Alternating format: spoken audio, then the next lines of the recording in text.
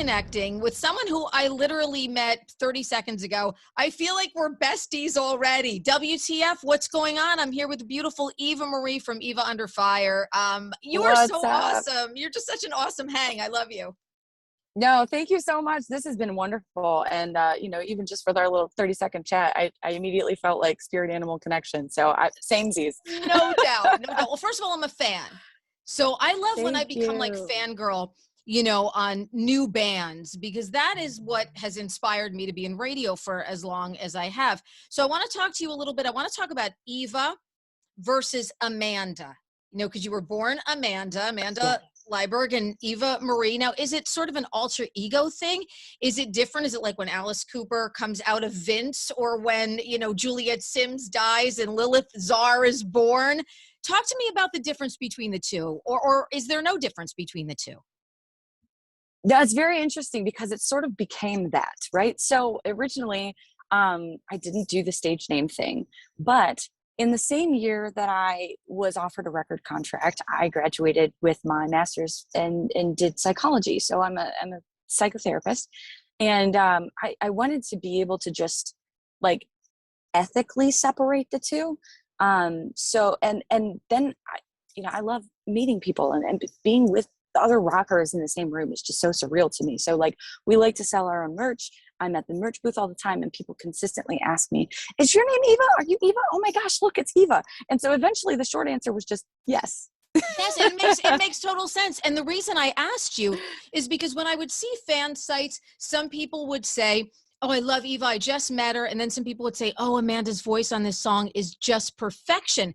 So I knew that, the two are kind of intertwined in some way, shape, or form, especially with your fan base. So I wanted to sort of bring that up and clarify that a little bit. Of course, the record is Love, Drugs, and Misery. What a great freaking title for the record too. I mean, it's awesome. And it's a top to bottom record. A lot of great tunes, a lot of good songwriting here. We'll talk about Blow, which is the song that we are playing, and you're with Spencer from Ice Nine Kills. How did you know he was the right guy? Is it a process of elimination? Are you visualizing the song and thinking he's going to be great on the song? Because you guys obviously are pretty perfection together.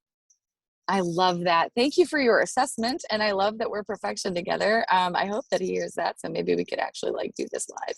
But I think what was happening at first was just a meeting of the minds.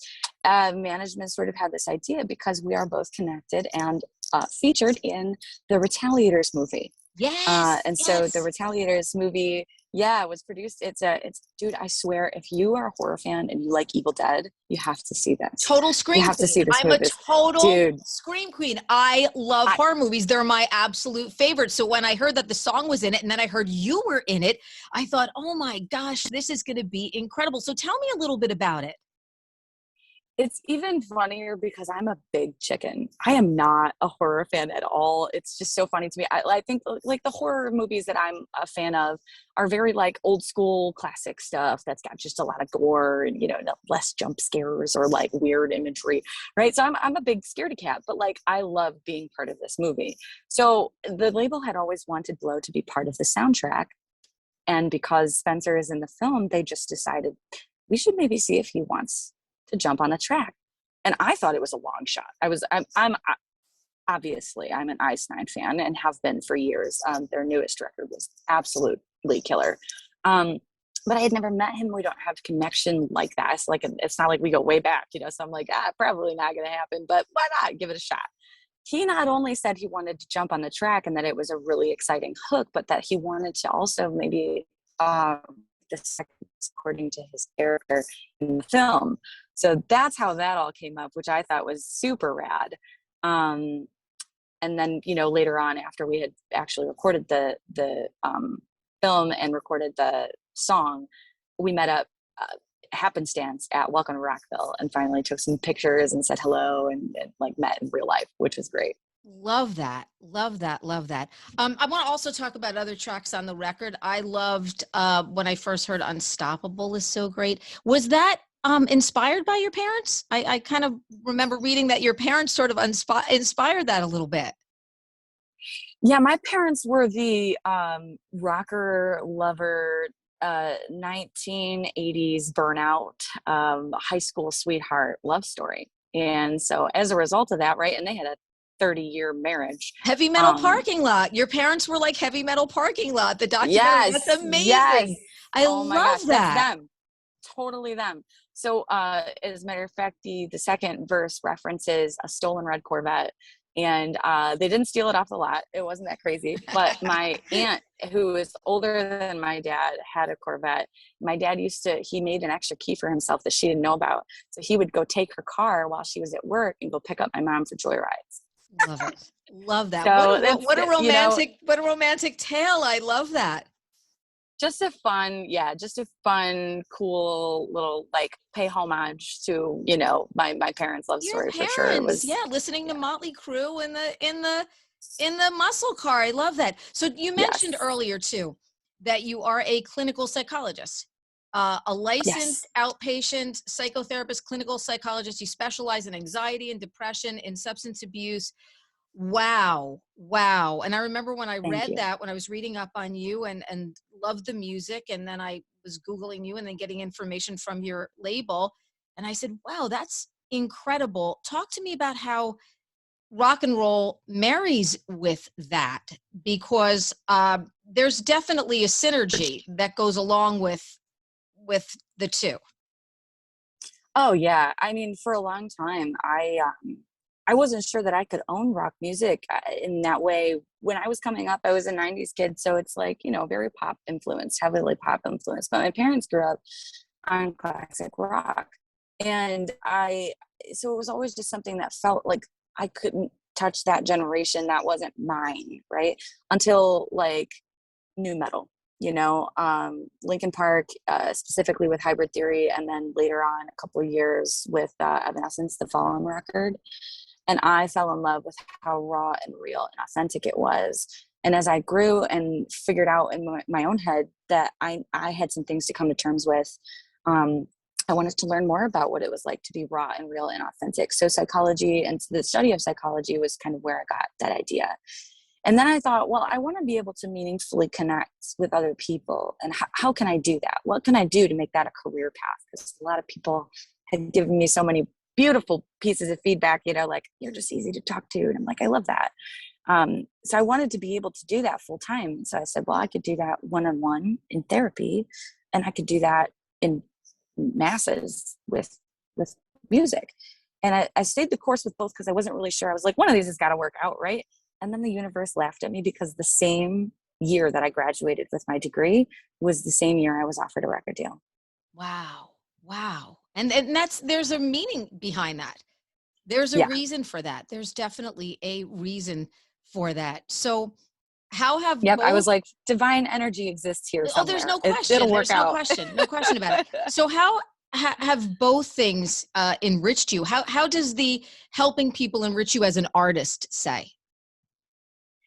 I mean, it's almost like a balance, like a yin and yang for me. I love, I feel very attached to what I do in therapy with my clients, which now I'm only part-time because we're traveling and we're doing, tours and things like that. So it's all remote stuff. But eventually I hope to move into advocacy more, like, public speaking and, maybe doing some publications, which is wonderful that Loudwire was like, hey, for Mental Health Awareness Month, do you want to Yes. right? I'm Yes. like, Yes. yes. Yes. So that it's a beautiful marriage, but it's definitely fulfilling to me to be able to do that for others. But then when I need a space to do that for me, that's where my lyricism comes in, and I feel very empowered when I'm writing, because I feel like music is my therapy, and to be able to communicate it with others in theaters of 1,500 people is surreal. Yeah. And when did you know you were a songwriter? When did you feel like a songwriter? Or are you still feeling like a songwriter? Because I have to tell you, there's some great songs here. This is a very Thank you. song-driven record, which is so important. People want to hear songs. Radio likes to play songs. So everything to me is always about songs. And I heard a really great producer kind of, just in an interview say, if you can strip it down to like the guitar and the vocal, or the piano and the vocal, then you have a wonderful song. And it really stayed true to me. I really try to, like, every time I'm writing, when I want to make sure that there's two things that I do, and it's to get across what I'm thinking, what I'm feeling authentically, but also deliver it in a manner that is, you know, commercially viable, to be Yeah. honest with you. I mean, Yeah. Yeah. I want to be in stadiums sharing this with thousands of you at a time. And So there's I everything mean, in the songs. Like you look at a song like Blow, which is so catchy and it's heavy and it's metally, but there's a pop sensibility to it and it just moves. It kind of takes you on this really super cool journey. And I find that the songs on the record do that. You know, it's sequenced really well. And also, I love your covers. You have a great way to interpret songs. The Journey Separate Ways cover is like the best like Journey cover ever because you kept the song true to the passion of what it was, but you really, how can I say this? Brought it into like a fresh space. And it sounds like, you know, you made it your own. I mean, it sounds like you guys recorded it, did what you had to do to it, and really kind of freshened it up a bit. And then on the record, you cover "You Two With or Without You," which, wow, your voice on that is like a goosebump moment there. So talk to me about how you pick songs to cover.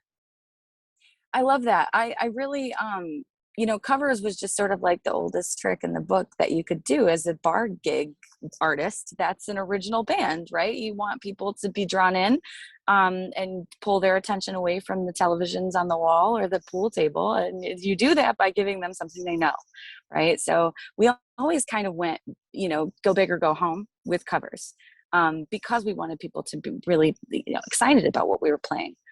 My rhythm guitar player in an old project, which was heavier than we are, played Separate Ways, and the way that he plays that rhythm part, it heavies it up a little bit, brings it in that fresher space. That's where he got that from, was from that old project. So when we did it, and I said, well, and then separately we were like, well, we don't have a keyboardist, so like, what can we do here? And I was like, well, I got some range, let me try to do that as like a vocal part instead. So it was just a really cool like collaboration of like trying to embody this song, giving, you know, the right credence to hopefully the, you know, the original masters Yeah, that the were Steve Journey. I mean, Perry-ness yeah, of it, you know, yeah, like the Steve Steve Perry's not the Perry-ness. Yeah, easiest guy to exactly. I'm sing. like, I mean, if I do this, I got to make sure that it's right, because you and the can't video just is great like, too. People need to watch the video if you haven't seen the video because the video and the song just mesh so well together. You know, I also want thank to talk you. about the band too, Yes. because, you know, Eva Under Fire, but you've got this great band behind you and the live shows.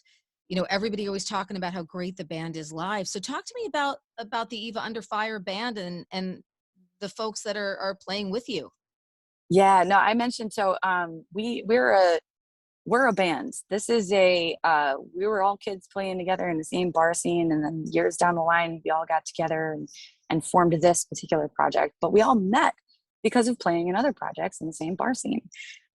So it was really kind of interesting, you know, here in Southeast Michigan, Detroit Rock City, right? Yeah, Detroit, But great music place, no great, doubt.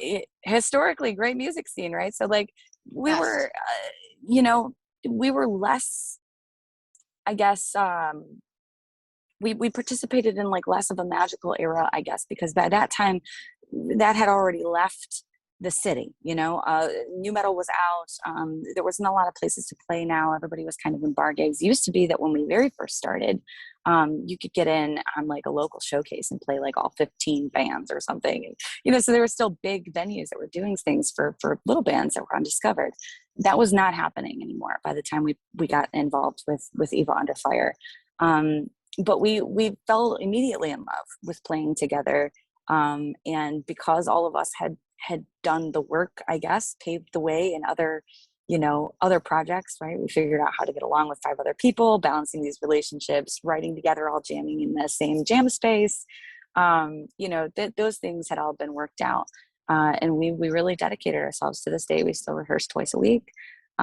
We all still live in the same little area. My sound guy that tours with us, I graduated high school with him. That's So awesome. That is yeah, fantastic. we're all just a bunch of friends jamming together, man. And we met the right people around along the way, and we put on a lot of time and work, and you can do it. It's still possible. We got a deal off an unsolicited email. Like it's crazy. Wow. Like this stuff still happens. Wow. That's a great story and definitely inspirational for people. And you guys, again, kill it live. The reviews that, people give you, just amazing. You were recently out in our neck of the woods, which is where I caught you with Asking Alexandria, Nothing More. That tour was incredible. And two great live bands. I mean, so you have to bring it. And everybody just said, oh my gosh, this band is so good. Eva Under Fire, so great, so great. So many great reviews. You guys are doing some of the big festivals. Are you doing Aftershock? Doing Aftershock? We are doing Aftershock. We are doing Louder Than Life. And did you see my announcement today? What? We get to open on August the 12th in Portsmouth, Virginia for Hailstorm and Pretty Reckless. Oh, fantastic. Fantastic. Yay. Oh my gosh. So they're doing our WDHA Rock the Park, like our big summer festival. So we have that tour here in New Jersey. Oh, that is absolutely amazing. I'm so happy for you because that's such a great bill. And Lizzie's just such an amazing front woman. So yay. I keep hearing how awesome this whole lineup has been, but specifically great things about how amazing Lizzie just is as a person. I can't wait to just phenomenal. Say hello. One of the nicest people, most generous with the fans, always so generous with radio. One of on my top 5 adore people of all times. Like I don't like her. I adore her when I see her. I love you. So I'm already bringing her presents. I'm like, all right, I'm going to get this for her. I'm getting her the Def Leppard makeup collection. I'm getting her because I just love her. She's just the best person. She's so awesome. So you are going to have that's a blast. I'm so incredibly happy for you. And I feel like things are just happening. Don't you feel like things are just happening? The record is just boom, boom, boom. The tune is doing really well. Blow is doing really well. You're getting these great tours. You're getting the big festival dates. You have a horror movie coming out. The tune is on the soundtrack to the Retaliators. I mean, it's a really, really good time for your band. Oh my gosh. And just to be here talking with you, honestly, talking at radio, WDHA, what? This is great. I can't, this is so amazing to me. So you're right. This is the first year where it's actually just press the gas pedal all the way to the floor and go, and tours are looking and sounding wonderful. And we've had so much wonderful support from people we've met in the industry. We get along so well with all of the people that we've toured with and been a part of. And, they gave us a chance, even just in 2021 last year, and we're teaching us the ropes, and I feel like we relied a lot on that this year when we went out with Nothing More, Asking and Atreyu. And it was just we trained hard for this and brought our A game. And as you said, and I'm so grateful for the feedback that everybody loved the show because we had so much fun. It paid off. We hope to do it again. It paid off. And, I can see why you're so successful also. Talking to people about the things that have been tough for them. And certainly the last 2 years for people have been unprecedented. We've never really seen a time like this before. And you're such an easy person to make a connection with. I had a bunch of bullet points over here. I didn't even look at the bullet points. We just literally started chatting and hanging out and talking. And you're a very easy person to talk to and an incredibly talented lady as well with a great rock and roll band. So Eva, I thank you so much for hanging out with me on Reconnect with Rockers. This has been so much fun.